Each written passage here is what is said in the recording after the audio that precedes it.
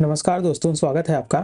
दोस्तों, इस video lecture में हम लोग प्राचीन इतिहास के महत्वपूर्ण प्रश्नों को देखेंगे और यह क्वेश्चन एग्जाम में बार-बार रिपीट होते हैं। कुछ क्वेश्चन हम लोग जो है यहाँ नए भी देखेंगे, जो हो सकता है संभावना है कि पूरा कि पूछे जाए एग्जाम में। और आपने अगर प्रीवियस ईयर क्वेश्चन एनालिसिस किया है तो आपको पता होगा कि इतिहास से कुल जो है जो है 22 से 25 क्वेश्चन पूछे जाते हैं। पूरे अगर इसमें हम प्राचीन इतिहास, जो है मध्यकालीन इतिहास और आधुनिक इतिहास की बात करें, तीनों इतिहास की, तो यहाँ अगर हम देखें तो कुल 22 से 25 क्वेश्चन जो है पूछे जाने का अभी तक रिकॉर्ड प्राप्त हुआ है। 22 से 25 क्वेश्चन में जो है कि 12 से 15 क्वेश्चन मॉडर्न हिस्ट्री के रहते हैं। फिर हम बात करें 4 से 5 क्वेश्चन जो रहते हैं वो मेडिवल हिस्ट्री के रहते हैं। और फिर जो है इसमें से 4 से 5 क्वेश्चन देखें तो वो एंशिएंट हिस्ट्री के रहते हैं, एंशिएंट इंडियन हिस्ट्री। तो ऐसे ये जो होता है और इसमें से तब हम टारगेट करेंगे कि हमारा ये जो 4 से 5 क्वेश्चन है वो प्राप्त हो सके कैसे भी करके। तो हमारा वीडियो जो है इसी पे आधारित है। तो चलिए हम बिना देरी के वीडियो को स्टार्ट करते हैं। अब दोस्तों देखिए, हमारा सबसे पहला क्वेश्चन है, कह रहा है उत्तर प्रदेश के किस नवपाषाण कालीन पुरास्थल से धान की खेती के साक्ष्य मिले हैं। तो धान की खेती के साक्ष्य मिले हैं और यह खुद बता रहा है कि यूपी में मिले हैं और नवपाषाण कालीन स्थल है। तो देखिए कहाँ से प्राप्त हुए हैं। ऑप्शन ए कह रहा है मेजा से, ऑप्शन बी करछना से, ऑप्शन सी कुलडीहवा से और ऑप्शन डी जो है फूलपुर से। अब यह चारों स्थान जो है प्रयागराज में है। कहाँ है? तो इतना तो आपको पता चल गया कि धान की जो है खेती के साक्ष्य प्रयागराज से मिले हैं। अब प्रयागराज में स्पेसिफिक पूछा जाए कहाँ से, तो कुलडीहवा से। याद रखिएगा, यह क्वेश्चन पहले भी पूछा जा चुका है। और जो है एंशिएंट हिस्ट्री से ऐसे ही क्वेश्चन बनते हैं और भी आगे कैसे क्वेश्चन बनेंगे हम जो है एक के बाद एक देखते रहेंगे। तो इसका हमारा आंसर हो गया सी, कुलडीहवा। कुलडीहवा से जो है धान के खेती के साक्ष्य मिले हैं। इसी कड़ी में अगला हमारा क्वेश्चन है, कह रहा है बुद्ध की प्रथम मूर्ति निर्मित हुई थी। पूछा जा रहा है बुद्ध की जो पहली मूर्ति थी किस शैली में निर्मित हुई थी, अमरावती कला शैली में या मथुरा, कुषाण या गांधार। तो आपको याद रखना है बुद्ध की जो पहली मूर्ति, प्रथम मूर्ति निर्मित हुई थी, यह मथुरा कला शैली में निर्मित हुई थी। इंपॉर्टेंट है, आपको याद रखना है किस शैली में, मथुरा कला शैली में। अगला हमारा क्वेश्चन है, उत्तर प्रदेश में ताम्रपाषाण कालीन, तो ताम्रपाषाणिक सभ्यता का साक्ष्य किस स्थान से प्राप्त हुआ। तो उत्तर प्रदेश में ताम्रपाषाणिक सभ्यता का साक्ष्य किस स्थान से प्राप्त हुआ। तो आपको पहले पता होना चाहिए कि सभ्यता जो है इसको कई भागों में विभाजित किया गया है, पूरा पाषाण, मध्य पाषाण और नवपाषाण, और ऐसे ही कई सारे हैं ताम्रपाषाण। तो अब पूछा जा रहा है कि किस स्थान से यह साइट प्राप्त हुआ। अब जैसे आपसे पूछ लिया जाए नवपाषाण कालीन जो है साइट कौन सा है, तो कुलडीहवा है। ऐसे ही यहाँ पूछा जा रहा है तो ताम्रपाषाणी जो सभ्यता है यह सहारनपुर से, उत्तर प्रदेश के सहारनपुर से प्राप्त हुआ है। और यह जो जिला है आपको पता होगा कि यह जो है उत्तरी जिला है, उत्तर प्रदेश का उत्तरी जिला। अगर आप मैप देखें यूपी का,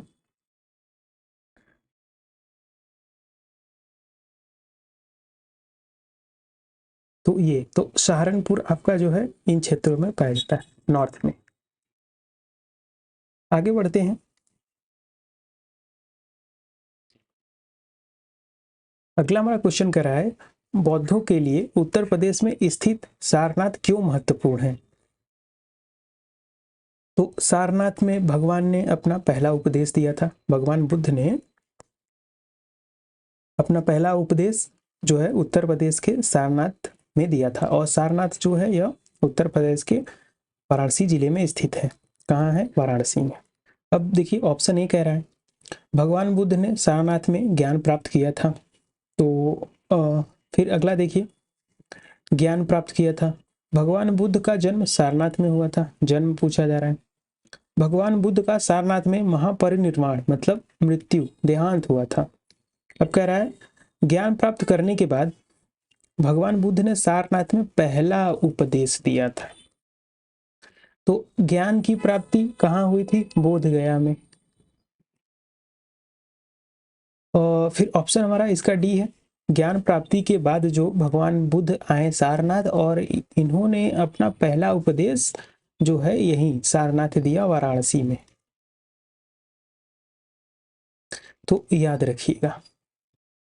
अब देखिए भगवान बुद्ध का जन्म सारनाथ में हुआ था, तो यह तो गलत है, बाकी यह भी गलत है। और महापरिनिर्वाण की बात करें, देहांत कहाँ हुआ था, तो कुशीनगर में,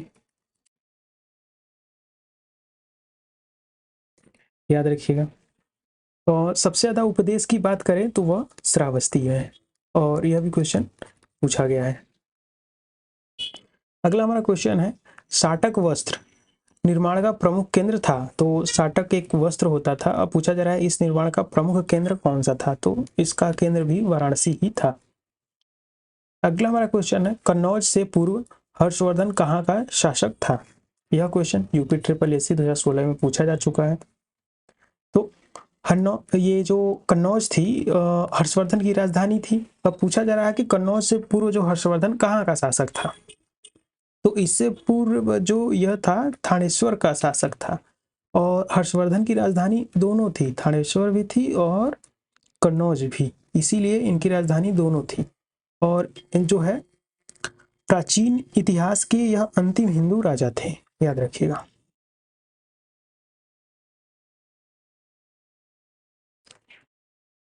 और इन्हीं के टाइम में जो है ह्वेनसांग आया था। आगे बढ़ते हैं, कह रहा है आजीवक संप्रदाय के प्रवर्तक मखली गोशाल की जन्मभूमि थी। यह आजीविक संप्रदाय किससे संबंधित था, तो जो है बौद्ध धर्म से संबंधित था, याद रखिएगा। अब पूछ रहे हैं कि आजीवक संप्रदाय के जो प्रवर्तक थे मखली गोशाल, तो आपको यह भी नाम पहले याद रखना है कि आजीवक जो संप्रदाय के प्रवर्तक कौन थे, तो मखली गोशाल थे। अब पूछा जा रहा है इनकी जन्मभूमि कौन सी थी, तो इनकी जन्मभूमि कौशाम्बी थी। और इसीलिए कौशाम्बी जो है आप लोगों ने पढ़ा होगा कि कौशाम्बी जो जगह है यह बुद्ध धर्म से जुड़ी है, याद रखिएगा, पूछा जा चुका है। राज्य के किन जिलों से नौपाषाण कालीन साक्ष्य प्राप्त हुए हैं, तो नौपाषाण कालीन साक्ष्य पूछा जा रहा है उत्तर प्रदेश के किन जिलों से, इलाहाबाद से, सोनभद्र से, मिर्जापुर से या फिर प्रतापगढ़ से। तो इसका देखिए कूट क्या है, तो ध्यान दीजिए इसका जो कूट है यहाँ देखिए कह रहा है केवल एक और दो, एक और चार या इनमें से सभी। तो जो ये नौपाषाणकालीन साक्ष्य प्राप्त हुए थे, तो कुल मिला के अगर कहा जाए तो नौपाषाणकालीन साइट ये सारे थे, इलाहाबाद भी, सोनभद्र भी और मिर्जापुर भी और फिर चौथा प्रतापगढ़ भी। तो आंसर हमारा डी हो गया, ये सभी जो है नौपाषाणकालीन साइट है। अगर साइट होंगे तभी वहां से साक्ष्य प्राप्त हुए होंगे, तो याद रखिएगा। और कहीं ना कहीं ये चारों जो डिस्ट्रिक्ट है आपस में बॉर्डर लगाते हैं। प्रतापगढ़ का बॉर्डर इलाहाबाद से लगता है, इलाहाबाद का सोनभद्र से लगता है और सोनभद्र का मिर्जापुर से। अब देखिए हमारा अगला क्वेश्चन है, कह रहा है मध्य पाषाणिक काल के किस स्थान से सिंह के आभूषण के साक्ष्य मिले हैं। तो मध्य पाषाणिक काल से मतलब मध्य पाषाण काल से कह रहा किस जगह से सिंह के आभूषण के साक्ष्य प्राप्त हुए हैं, मेजा से, लिखैया से या सरायनहार से या महदहा से। तो ये जो सिंह के आभूषण के साक्ष्य प्राप्त हुए हैं यह महदहा से प्राप्त हुआ है। कहाँ से, मदहा से। अब ये पूछा जाए कि महदहा जो है कहाँ है, तो याद रखिएगा महदहा जो है, तो ध्यान रखिएगा ये जो महदहा है यह प्रतापगढ़ में। तो याद रखिएगा ऐसे भी क्वेश्चन जो है हाल के वर्षों में पूछे गए हैं कि यह साइट दिया गया है वर्तमान में किस जो है जिले में स्थित है। तो ऐसे क्वेश्चन भी आप अपने माइंड में याद करते चलिए। यह जो मदहा है प्रतापगढ़ में है, पट्टी तहसील में। आगे बढ़िए, अगला हमारा क्वेश्चन कह रहा है कि बांसखेड़ा विलेख। अब बांसखेड़ा विलेख निम्नलिखित में से किस शासक से संबंधित है, कनिष्का से, समुद्रगुप्त से या हर्षवर्धन से या फिर चंद्रगुप्त मौर्य से। तो बांसखेड़ा का विलेख काफी फेमस है और यह जो है हर्षवर्धन से संबंधित है। रुहेलखंड का संस्थापक कौन था, तो रुहेलखंड का संस्थापक पूछा जा रहा है, तो यह जो है अली मोहम्मद खान थे। अब देखिए हमारा अयोध्या का अभिलेख आ गया, और अयोध्या अभी रिसेंट टाइम में काफ़ी न्यूज में है, तो अयोध्या से जो भी आपको क्वेश्चन मिले उसको जो है कंज्यूम करते जाइए। तो कह रहा है अयोध्या अभिलेख किसने प्रचलित करवाया था? तो अयोध्या अभिलेख किसने प्रचलित करवाया था? रामचंद्र ने, या पुलकेशिन ने, या रामपाल ने, या धनदेव ने? तो अयोध्या का अभिलेख जो है धनदेव ने प्रचलित करवाया था। इंपॉर्टेंट है, याद रखिएगा। इसको याद ऐसे कर सकते हैं कि अयोध्या में कौन जो है इस टाइम विराजमान है? देव, मतलब देवता, तो इनका नाम भी जो है धनदेव है। तो ऐसे लिंक करके आप याद करिए। अगला हमारा क्वेश्चन है चेंदी, यह महाजनपद था। तो पूछ रहा है चेंदी महाजनपद उत्तर प्रदेश के किस जिले में जो है स्थित था? तो वर्तमान के किस जिले में जो है स्थित था? तो अभी मैंने बताया कि ऐसे क्वेश्चन पूछे जाते हैं, वर्तमान जिले में कहाँ स्थित है ऐसे। तो ध्यान दीजिएगा, यह जो चेंदी था यह बांदा जिले में स्थित था। चेंदी, ध्यान रखिएगा, महाजनपद से क्वेश्चन अच्छे खासे पूछे जाते हैं। और साथ ही साथ याद रखिए बांदा में जो है कलिंजर का दुर्ग भी है, कलिंजर का किला, दुर्ग या किला। अगला हमारा क्वेश्चन है जैन धर्म के 23वें तीर्थंकर पार्श्वनाथ का जन्म राज्य के किस जिले में हुआ था? उत्तर प्रदेश के किस जिले में हुआ था? प्रयागराज जो है, वाराणसी, कानपुर, या गोरखपुर? तो जो ये पार्श्वनाथ थे इनका जन्म उत्तर प्रदेश के वाराणसी, काशी में हुआ था। यह क्वेश्चन पूछा जा चुका है। उत्तर प्रदेश के किस जिले में आलमगीरपुर स्थित है? तो आलमगीरपुर पूछा जा रहा है किस जिले में स्थित है? लखनऊ, मुरादाबाद, वाराणसी, या फिर मेरठ? तो आलमगीरपुर जो है यह उत्तर प्रदेश के मेरठ जिले में स्थित है।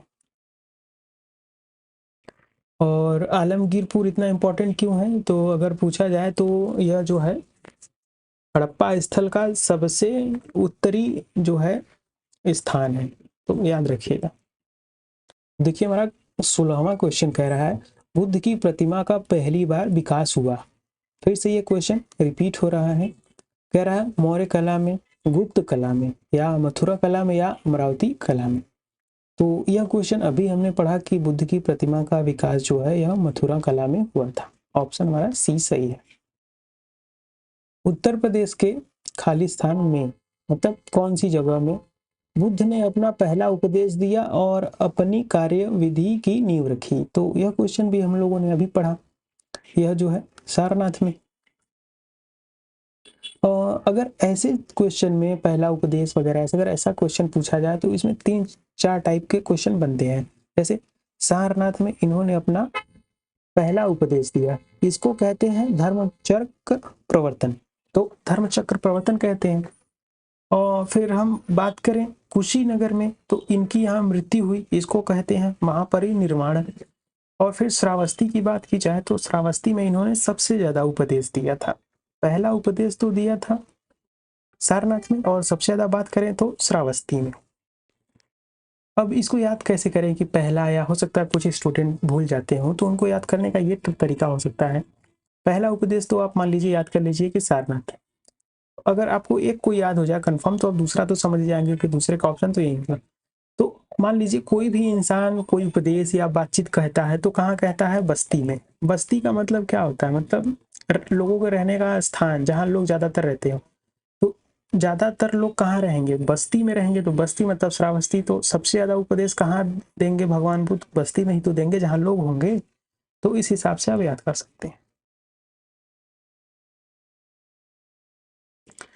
अब देखिए हमारा अगला क्वेश्चन कह रहा है कि ऋषि पत्तन या फिर मृगदाव का आधुनिक नाम क्या है? ऋषि पत्तन यह एक प्राचीन नाम है किसी जगह का। अब पूछ रहा है कि इसका आधुनिक नाम क्या है? तो ऋषि पत्तन असल में सारनाथ का ही प्राचीन नाम था। इसे ऋषि पत्तन, मृगदाव या सारनाथ कहते हैं, तो याद रखिएगा। अब देखिए यहाँ कह रहा है कि सूची 1 को सूची 2 से मिलाइए। इधर कुछ जगहों के नाम दिया है, यहाँ जो है उसकी सभ्यता। तो सबसे पहले हम इसका कूट जो है देख लेते हैं, इसका आंसर। अब ध्यान दीजिए, इसका कूट जो है यहाँ है, अब आपको यहाँ से देख के मैच कराना है। तो इधर देखिए जगहों का नाम जैसा कि मैंने बताया दिया गया है, तो आपको बताना है। तो अंतरजी खेड़ा जो है कौन से जगह से मैच होगा। तो सबसे पहले आपको देखिए कौन सा आपको पता है। तो आपने महोदय श्री, अभी हमने पिछले वाले लेक्चर में ये पढ़ा था कि कन्नौज का जो है प्राचीन नाम महोदय श्री था, नगर महोदय श्री, इसका नाम था महोदय श्री। तो इसको मैच कराइए डी का जो है 1 के साथ, तो डी का 1 के साथ होगा, तो डी का 1 के साथ मैच कराएंगे तो आपको ए और सी ऑप्शन प्राप्त होगा, लेकिन बी और डी कट जाएगा। अब देखिए आपको कौन सा जो है पता है, सैंधव सभ्यता, पिलो, शान या फिर पांचाल। तो अगर पांचाल आपको पता हो तो अहिछत्र पांचाल से मिलेगा। तो देखिए अहिछत्र का जो है मैच पांचाल से होगा, तो बी का 4 से, बी का 4 मैच कराएंगे तो आपको आंसर सी प्राप्त हो जाएगा। फिर भी हम देख लेते हैं, ये जो आलमगीरपुर था तो यह सैंधव सभ्यता था। अभी हमने बताया कि आलमगीरपुर यह मेरठ में है, और यह कौन सी सभ्यता का था, सैंधव सभ्यता, हड़प्पा सभ्यता का ये सबसे उत्तरी स्थान था, तो याद रखिएगा। और बचा ए का 2, तो अंतरजी जो अतरंजी खेड़ा का है तो इसका पिलोशान होगा, तो अंतरजी खेड़ा का जो होगा पिलोशान। तो इस हिसाब से हमारा आंसर जो है ऑप्शन बी सही है। अब बढ़ते हैं अगले क्वेश्चन की तरफ। कह रहा है कुशीनगर किस गणराज्य की राजधानी थी। कुशीनगर किस गणराज्य की राजधानी थी, लिच्छवी गणराज्य की, शाक्य गणराज्य की, या फिर वज्जी संघ की, या फिर मल्ल गणराज्य की। तो बताइए कुशीनगर किस गणराज्य की थी। तो असल में जो कुशीनगर थी यह मल्ल गणराज्य की राजधानी थी, और मल्ल जो है एक गणराज्य महाजनपद था। तो याद रखिएगा कुशीनगर मल्ल गणराज्य से, और कुशीनगर से भगवान बुद्ध का जो है कनेक्शन है। अगला हमारा क्वेश्चन कह रहा है कि गुप्तकालीन दशावतार मंदिर प्राप्त हुए हैं, उत्तर प्रदेश के किस जिले से जो है गुप्तकालीन दशावतार मंदिर प्राप्त हुए हैं। अब दोस्तों एक बात ध्यान रखिएगा, आपको मैं एक यहाँ इंपॉर्टेंट बात बताने जा रहा हूँ कि अगर आप अभी क्वेश्चन देख रहे हैं तो आपका ध्यान एक ही तरफ नहीं होना चाहिए, क्योंकि क्वेश्चन इस तरीके से सेट किया गया है। मैंने देखा जैसे क्वेश्चन में पूछा जाता है कि दशावतार मंदिर जो है किस कालीन मूर्ति है, किस जो है काल में मंदिर बनाया गया था।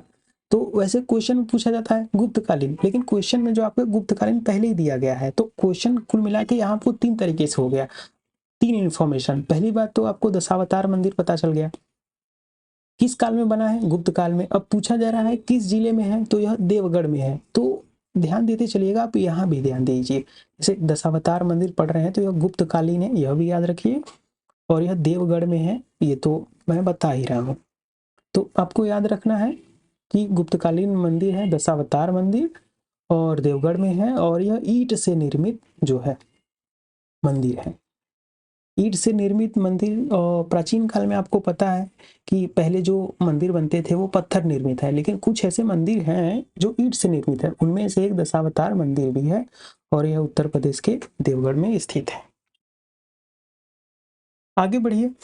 स्कंदगुप्त ने उत्तर प्रदेश के किस जनपद में भीतरी अभिलेख लिखवाया। अब भीतरी अभिलेख भी काफी इंपॉर्टेंट है, यहाँ से क्वेश्चन पूछा गया है। अब आपको खुद बता रहा है कि यह गुप्तकालीन अभिलेख है, और गुप्त काल में भी जो है स्कंदगुप्त ने बनवाया था या लिखवाया था। अब पूछा जा रहा है किस जिले में है, तो भीतरी अभिलेख जो है यूपी के गाजीपुर जिले में है, इंपॉर्टेंट है। अशोक स्तंभ पर हरिसेन द्वारा रचित समुद्रगुप्त का प्रशस्ति लेख प्राप्त हुआ है, कहाँ से।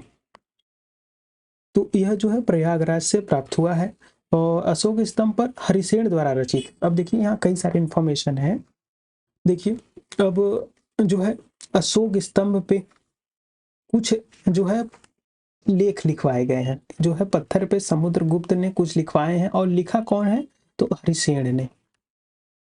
याद रखिएगा ऐसे क्वेश्चन पूछे गए हैं कि किसने लिखा है, तो हरिसेन ने लिखा है, और यह है कहाँ, तो प्रयागराज में है। आगे देखिए, कन्नौज में गढ़वाल वंश की स्थापना का श्रेय किसे दिया जाता है। तो कन्नौज में गढ़वाल वंश की स्थापना का श्रेय किसे दिया जाता है, तो यह जो है चंद्रदेव को दिया जाता है। गढ़वाल वंश कहाँ का था? कन्नौज का था। निम्न में से किस स्थानों की तीर्थ यात्रा अशोक ने नहीं की? अशोक ने नहीं की किस जो है जगह की यात्रा? अयोध्या, हरिद्वार, लुम्बिनी, कपिलवस्तु, गया, कुशीनगर, सारनाथ, श्रावस्ती। तो किस जगह की नहीं की? तो यह जो है गया और सारनाथ, लुम्बिनी, कपिलवस्तु, ये सारी जगह ये तो गए थे, लेकिन ये जो हरिद्वार है, आपको अयोध्या मान लो अगर आपको डाउट हो, लेकिन हरिद्वार तो नहीं हुआ क्योंकि ये काफी नॉर्थ में है। और अशोक जो थे ये मगध इनका साम्राज्य था। तो हम अगर बात करें तो ये बिहार वाले क्षेत्र, ये सब क्षेत्र थे, इधर नहीं था। तो ऑप्शन हमारा जो है ए सही है। अब देखिए अगला क्वेश्चन कह रहा है कि अयोध्या का प्राचीन नाम था। तो मैंने बताया कि अयोध्या अगर आपको कहीं दिखे तो केयरफुल हो जाइए। आपको याद रखना है अयोध्या का प्राचीन नाम जो था क्या था? अयाजसा। ऑप्शन हमारा बी सही है। अयाजसा इसका प्राचीन नाम था, इंपॉर्टेंट है, याद रखिएगा। मथुरा किस महाजनपद की राजधानी थी? अब मथुरा बताइए किस महाजनपद की राजधानी थी? तो मथुरा जो था यह सूरसेन महाजनपद की राजधानी थी। ऑप्शन हमारा सी सही है, सूरसेन।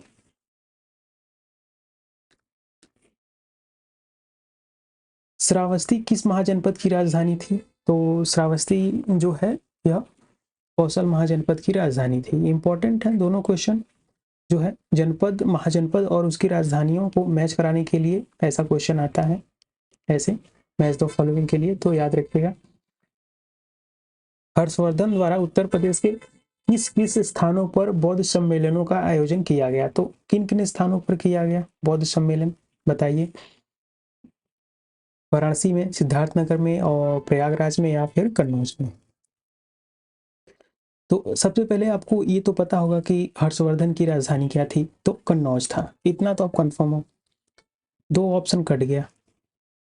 और फिर हर्षवर्धन ने बौद्ध सम्मेलन, आपको पता है जो इलाहाबाद में प्रयाग या कुंभ मेला लगता है, यह स्टार्ट कराने का श्रेय हर्षवर्धन को जाता है। तो यह ऑप्शन हमारा बी, और 2 और 4 दोनों सही है, ऑप्शन हमारा बी सही है। निम्न में से सिंधु सभ्यता से संबंधित कौन से केंद्र उत्तर प्रदेश में स्थित हैं? तो सिंधु सभ्यता के साइट पूछे जा रहे हैं यूपी के, क्वेश्चन 2018 में पूछा गया था। तो देखिए लोथल तो गुजरात में है, गलत हो गया। कालीबंगा राजस्थान में है, एक और दो गलत हो गया, एक और दो, जिसमें भी एक और दो होंगे अब काट दीजिए, बचा 3 और 4। तो उल्लास और आलमगीरपुर यह है यूपी में। अगला हमारा क्वेश्चन है वत्स महाजनपद की राजधानी थी। तो वत्स की जो है महाजनपद की राजधानी पूछ रहा है। तो वत्स की राजधानी कौन सी थी? कौशाम्बी, कौम्पिल्य, अयोध्या, या फिर हस्तिनापुर? तो वत्स की राजधानी थी कौशाम्बी। कुषाण वंश के शासकों की दूसरी जो है राजधानी कहाँ थी? आगरा, लखनऊ, काशी, या फिर मथुरा? तो कहाँ थी बताइए कुषाण वंशों की दूसरी राजधानी? तो यह मथुरा थी। और मथुरा जो है भगवान बुद्ध से संबंधित है, ऐसा क्वेश्चन पूछा गया है। और भगवान बुद्ध के जो धर्म को प्रचार काफी किया था कुषाण वंश के शासकों ने, और कुषाण वंश का शासक ही कनिष्क था। हर्षवर्धन के समय कन्नौज जो है कहलाता था। तो कुल मिला के पूछ रहा है कन्नौज की जो है कन्नौज का प्राचीन नाम। तो अभी हमने पढ़ा कि महोदय श्री इसका प्राचीन नाम है। महमूद गजनवी ने कन्नौज पर कब आक्रमण किया? क्वेश्चन 2010 में पूछा जा चुका है। तो देखिए महमूद गजनवी ने कन्नौज पर आक्रमण जो किया था वो 1018 से 1019 ईस्वी में। इंपॉर्टेंट है।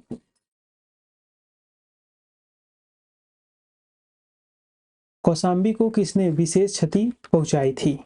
तो किसने विशेष क्षति पहुंचाई? तो हुड़ों ने। हुड़ नेता तोरमाड़ ने। निम्नलिखित में से कौन सा कथन सत्य नहीं है? पूछा जा रहा कौन सा गलत है। तो उत्तर वैदिक कालीन सभ्यता का मुख्य केंद्र उत्तर प्रदेश का क्षेत्र था, ऐसा क्वेश्चन कह रहा है। तो ऐसा तो नहीं है, गलत है। कुषाण काल में मथुरा जैन धर्म का एक समृद्ध केंद्र था। तो अभी मैंने आपको बताया कि जैन धर्म का नहीं, बौद्ध धर्म का केंद्र था कुषाण काल में मथुरा, तो यह भी गलत हो गया। राज्य में मथुरा की खुदाई से कुषाणकालीन साक्ष्य मिला है। तो राज्य में मथुरा से कुषाणकालीन के साक्ष्य मिला है, तो ऐसा तो नहीं है, मथुरा से ऐसा कुछ साक्ष्य नहीं मिला है। सारनाथ के धर्मराज के स्पूत का निर्माण पुष्यमित्र शुंग द्वारा करवाया गया। तो यह बात सही है, और हो सकता है बहुत सारे लोगों को नहीं पता हो। याद रखिएगा कि सारनाथ में धर्मराज स्तूप का निर्माण जो है पुष्यमित्र शुंग द्वारा करवाया गया था। अशोक का 14वां बृहद शिलालेख। तो अशोक के जो है बृहद मतलब लार्ज स्केल में, जो बड़ा था, तो बड़े स्केल के दीर्घ शिलालेख के बारे में बात कर रहा है। तो अशोक का जो है 14वां दीर्घ शिलालेख प्राप्त हुआ है। कहाँ से प्राप्त हुआ है? कुशीनारा से, कालपी से, कौशाम्बी से या कलसी से। तो यह जो है कलसी से प्राप्त हुआ है, इंपॉर्टेंट है।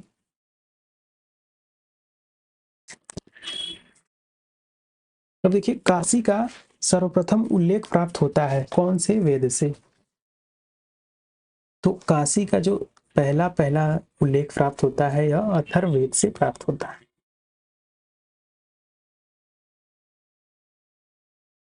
भिक्षुड़ी उत्पल वर्णा दीक्षा पाने वाली प्रथम स्त्री थी। वह निम्न स्थल से संबंध रही थी। तो उनका जो है संबंध किस जगह से था पूछा जा रहा है। तो सारनाथ, श्रावस्ती से, अयोध्या से, या फिर शंकिसा थे, शंकिसा से। तो उत्पल वर्णा का जो संबंध था, उनका संबंध श्रावस्ती से था। सूरसेन महाजनपद की राजधानी क्या थी? तो सूरसेन महाजनपद की राजधानी कौन था? तो अभी हमने ऊपर पढ़ा था, इसको जस्ट उल्टा उल्टा करके। तो इसका आंसर हमारा मथुरा है। कन्नौज पर अधिकार के लिए 200 वर्षों तक चले त्रिपक्षीय संघर्ष में निम्नलिखित में से कौन शामिल नहीं था? और यह क्वेश्चन काफी इंपॉर्टेंट है। यह क्वेश्चन पूछा भी गया है कि कन्नौज में एक अधिकार के लिए लास्ट टाइम में जब यहाँ पर वैक्यूम जो है निर्वात आ गया था, तो त्रिपक्षीय संघर्ष चलता था। 3 राजवंशों के राजा थे, आपस में लड़ते थे कि मेरा अधिकार हो जाए। तो इनमें से 3 कौन था? तो बताइए। तो 3 में पाल थे, प्रतिहार थे और राष्ट्रकूटा। तो याद रखिएगा, यह 3 कौन थे? पाल, प्रतिहार और राष्ट्रकूट। और पूछा जा रहा है नहीं शामिल कौन था? तो चंदेल शामिल नहीं थे। कौशल महाजनपद की राजधानी थी। तो कौशल महाजनपद की राजधानी श्रावस्ती थी, अभी हमने पढ़ा। मध्य पाषाण युग के सर्वाधिक साक्ष्य कहाँ से मिले हैं? संकिसा से, सरायनाहार से, श्रावस्ती से, या फिर कौशाम्बी से। तो जो है यह सरायनाहार से प्राप्त हुए हैं, इंपॉर्टेंट है।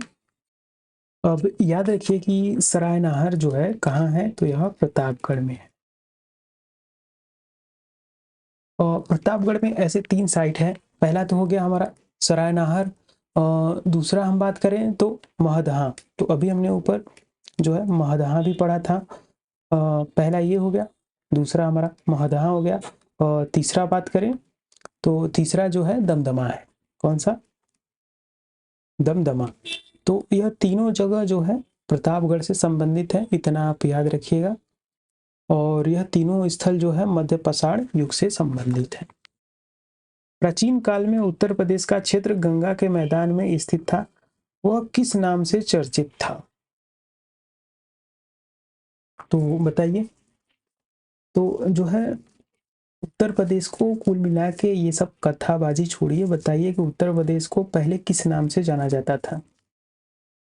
तो आपको इतना तो पता होगा, आपने ये अंग्रेजों के टाइम में भी देखा होगा कि जब उत्तर प्रदेश का नाम उत्तर प्रदेश नहीं था, यूपी का नाम यूपी नहीं था, तो इसके पहले बहुत सारे इसके नाम थे। तो वैसे अगर आप सबसे पहले चलते जाएंगे तो देखेंगे उत्तर प्रदेश को पहले मध्य देश कहते थे, क्योंकि ये पूरे इंडिया के मैप में बात करें तो मध्य में आता था, तो इसीलिए इसको मध्य देश कहते थे। याद रखिएगा, मध्य देश।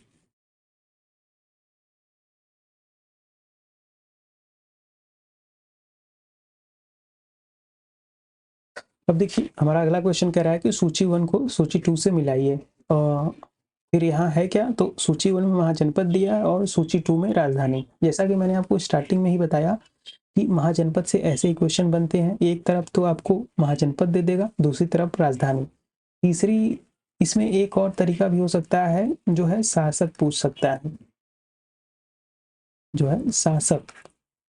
तो ऐसे भी क्वेश्चन पूछे गए हैं। अगर आपने यह शासक का वीडियो नहीं देखा है तो मेरे जो है यूट्यूब चैनल पे ही पड़ा है, महाजनपद और उसकी राजधानी और उसके शासक, और मैंने आपको ट्रिक के माध्यम से वहाँ समझाने की भी कोशिश की है। अगर आपने नहीं देखा है तो देख लीजिएगा। वैसे उसका लिंक जो है मैं डिस्क्रिप्शन में डाल दूंगा, वहाँ से भी आप आसानी से विजिट कर सकते हैं। तो देखिए, चेदी, वत्स, मल्ल और सूरसेन, और इन सब में चेदी, वत्स वगैरह का हम लोगों ने अभी देखा, और सूरसेन का तो अभी रिसेंट में ही देखा। सूरसेन का एटलीस्ट आप याद रखिए क्योंकि काफी फेमस है, मथुरा है। तो डी का 1, सूरसेन महाजनपद की राजधानी मथुरा था, मथुरा। तो डी का 1 मिलाइए।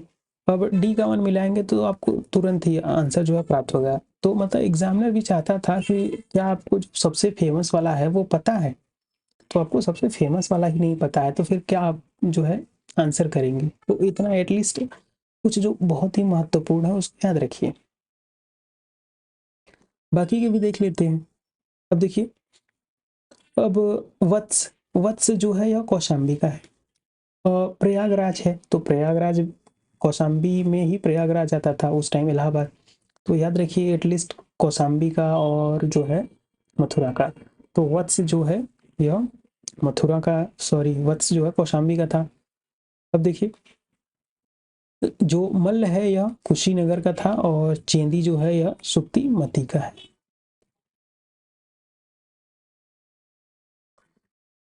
अब देखिए, पांचाल महाजनपद के उत्तरी क्षेत्र की राजधानी थी। अब पांचाल की यहाँ राजधानी पूछ रहा है, तो पांचाल की राजधानी अही छत्र थी। महाभारत के अनुसार काशी की स्थापना किसने की थी? तो काशी की स्थापना किसने की थी?